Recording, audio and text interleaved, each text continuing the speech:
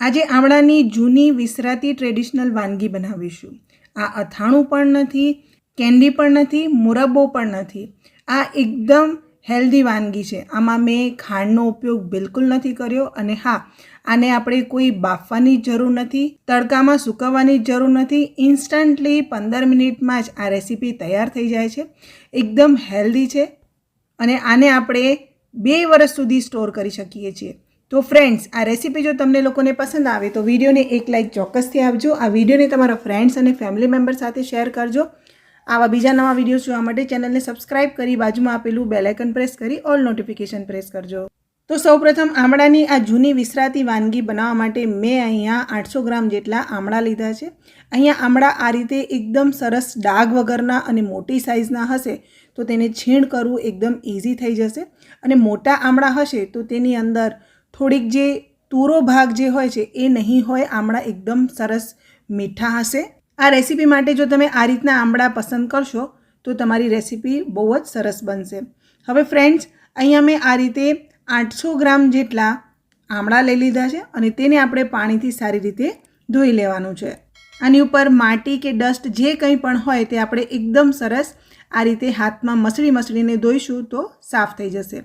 પાણી બધું કાઢી લીધું અને હવે આપણે તેને આ રીતે કિચન ટોવેલથી લૂછી લઈએ। આમાં પાણીનો ભાગ ન હોવો જોઈએ એટલે તેને સારી રીતે લૂછી લેવાનું। હવે આમળા આ રીતે ડ્રાય થઈ જાય એટલે આપણે તેને છીણ કરીશું। તો છીણ કરવા માટે જે મોટી સાઇઝની છીણી હોય તેનો ઉપયોગ કરવાનો, મીડિયમ કે નાનીનો ઉપયોગ નહીં કરીએ। આપણને છીણ થોડુંક મોટી સાઇઝનું જોઈએ।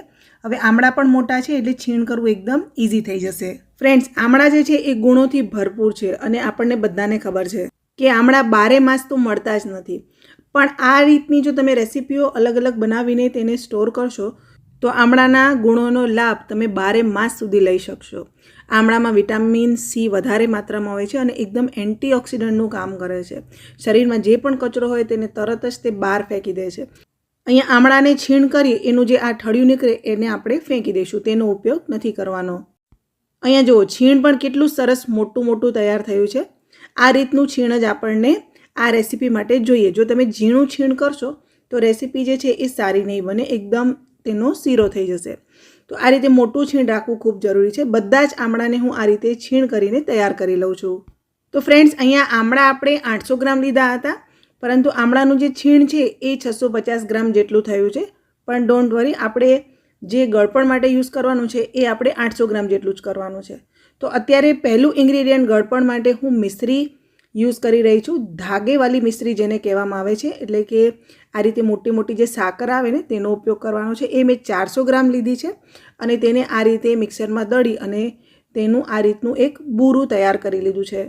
ફ્રેન્ડ્સ, હવે આ રેસીપી બનાવવા માટે મેં અહીંયા અગારોના રોયલ ઇનામેલ્ડ કાસ્ટ આયર્ન સોસપેન વિથ લીડનો ઉપયોગ કર્યો છે।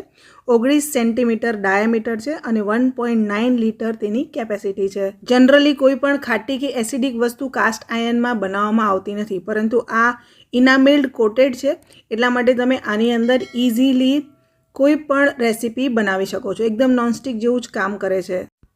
ફ્રેન્ડ્સ, તમારે આ પ્રોડક્ટ જો પરચેસ કરવી હોય તો લિંક તમને હું ડિસ્ક્રિપ્શન બોક્સમાં આપી દઈશ, તમે ત્યાંથી જઈને પરચેસ કરી શકો છો।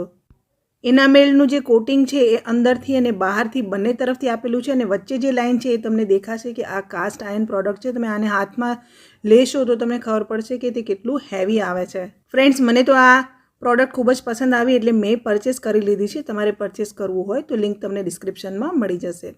હવે ફ્રેન્ડ્સ, આની અંદર આપણે આપણી રેસીપી બનાવવાની છે। તો જે આપણે છીણ કર્યું છે આમળાનું તેની આપણે એક લેયર આ રીતે સોસપેનમાં પાથરી દઈશું। ત્યારબાદ આપણે જે મિશ્રી ગ્રાઇન્ડ કરી તેનો પાવડર આ રીતે આપણે ચારે બાજુ સ્પ્રેડ કરી લઈશું। એક લેયર તેની મૂકવાની છે। ફરીથી આપણે તેની ઉપર આ રીતે આમળાનું છીણ મૂકીશું અને જે આપણે સાકરને ગ્રાઇન્ડ કરી તે આપણે આ રીતે બધી બાજુ ફેલાવીને સ્પ્રેડ કરી લઈએ। તો આ પ્રોસેસ તમારે રિપીટ કરવાની છે। ફ્રેન્ડ્સ, આ વિડીયો તમે ક્યાંથી જોઈ રહ્યા છો, તમારા ગામનું નામ, તમારું નામ કોમેન્ટ સેક્શનમાં લખીને જજો એટલે મને ખબર પડે કે મારા વ્યુઅર્સ કોણ છે, ક્યાંથી મારી ચેનલને રેગ્યુલરલી જોતા રહે છે। હા, રેસીપી ગમે તો રેસીપી વિશે પણ તમે કોમેન્ટ કરી શકો છો। ફ્રેન્ડ્સ, અહીંયા લાસ્ટ લેયર મેં આ રીતે સાકરની લગાવી દીધી છે અને હવે ઢાંકીને આપણે તેને લગભગ 15 મિનિટ માટે છોડી દઈશું, જેથી કરીને સાકર તેનું પાણી છોડશે, આમળામાં એ એકદમ સરસ લિક્વિડી ફોર્મમાં આવી જશે. તો લગભગ 15 મિનિટ બાદ હું તેને ચેક કરું છું તો તમે જુઓ આ સાકર જે છે એ મેલ્ટ થઈ છે અને આમળા અને સાકરનું પાણી તમને આ રીતે નીચે મિક્સ થયેલું દેખાશે. તો આ રીતે થોડુંક લિક્વિડી ફોર્મમાં આવે ત્યારબાદ આપણે તેને ગેસ ઉપર મૂકીશું તો ઇઝીલી તે ફટાફટ કૂક પણ થઈ જશે. ડ્રાય ન હોય એટલે આપણે જ્યારે તેને ગેસ ઉપર ચડાવીએ તો નીચેથી તે બળશે પણ નહીં અને હવે આપણે તેને ઇઝીલી કૂક કરી શકીશું. તો અહીંયા મેં ગેસ ઓન કરી લીધું છે અને આને આપણે હવે કૂક કરવાનું છે. આ રીતે મિક્સ કર્યા બાદ આપણે તેની ઉપર થોડાક કાળા મરી એડ કરી દઈએ. મેં લગભગ 15થી 20 નંગ જેટલા લીધા હતા.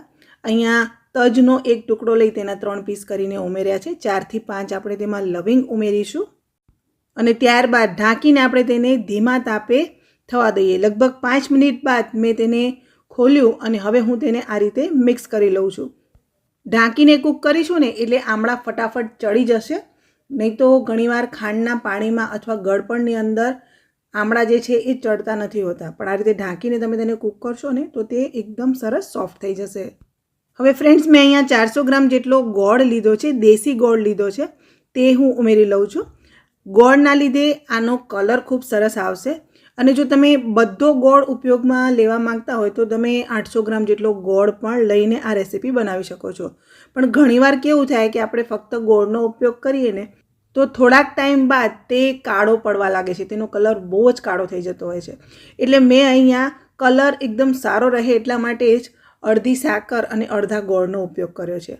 અહીંયા મેં અડધી નાની ચમચી મીઠું ઉમેર્યું અને અડધી ચમચી હું તેમાં સંચળ પાવડર ઉમેરી રહી છું. ત્યારબાદ બિલકુલ 5 ચમચી જેટલી જ આપણે તેમાં હળદર ઉમેરવાની છે. હળદર વધારે નથી ઉમેરવાની. અને અડધી ચમચી હું તેની અંદર કશ્મીરી લાલ મરચાંનો પાવડર એડ કરું છું. આનાથી આ છુંદો તીખો નહીં થાય પણ તેનો કલર સારો આવશે. ફ્રેન્ડ્સ, આમળાની આ રેસીપી ઇન્સ્ટન્ટ છુંદો છે જેને આપણે 15 મિનિટમાં તૈયાર કરી શકીએ છીએ અને આ ખૂબ જ હેલ્ધી પણ છે અને ફટાફટ તૈયાર થઈ જાય છે. એટલે આપણે કોઈ બહુ વધારે મહેનત કરવાની જરૂર નથી પડતી. લગભગ 5-7 મિનિટ થઈ પછી મેં તેને ઓપન કર્યું તો ગોળ પણ એકદમ સરસ બધો મેલ્ટ થઈ ગયો છે અને આમળા જે છે એ પણ એકદમ સરસ કૂક થઈ ગયા છે. આની જે આ ચાસણી છે એ આપણે બહુ ઘટ નથી કરવાની, થોડીક ચીપચીપી હોય ને ત્યાં સુધી જ આપણે તેને કૂક કરીશું. જો તમે તેને વધારે ઘટ કરશો તો ઠંડી થયા બાદ તે વધુ ઘટ થઈ જશે. હવે આની અંદર હું અડધી ચમચી જિંજર પાવડર એટલે કે સૂંઠ ઉમેરી રહી છું અને 1 ચમચી મેં તેની અંદર ઇલાયચી પાવડર ઉમેર્યું છે. આ બંને વસ્તુ ફ્લેવર માટે પણ છે. આનાથી ફ્લેવર ખૂબ સરસ આવશે અને તાકાત પણ મળશે. તો આ છુંદાને કૂક કરીએ લગભગ 12 થી 13 મિનિટનો સમય પૂરો થઈ ગયો છે. હવે લાસ્ટમાં હું તેની અંદર 2 ટેબલસ્પૂન મગજતરીના બીજ એડ કરું છું, થોડાક કાજુના ટુકડા અને થોડાક બદામના ટુકડા પણ એડ કરું છું. આ ડ્રાયફ્રૂટ ઉમેરવું બિલકુલ ઓપ્શનલ છે. તમે ફક્ત મગજતરીના બી ઉમેરીને પણ તૈયાર કરી શકો છો અથવા જો તમારે એ પણ ના ઉમેરવું હોય તો તમે તેને પણ સ્કીપ કરી શકો છો. ગેસ મેં અત્યારે હવે બંધ કરી લીધો છે કારણ કે આની ચાસણી મને અત્યારે પરફેક્ટ લાગી રહી છે. ઠંડી થયા બાદ તે હજુ ઘટ થશે. હવે ગેસ પરથી નીચે ઉતારી આપણે તેને થોડી વાર માટે ઠંડો થવા દઈએ અને લગભગ 1 કલાકમાં તે એકદમ સરસ આ રીતે ઠંડો થઈ જશે ને એટલે એકદમ સરસ ઘટ થશે.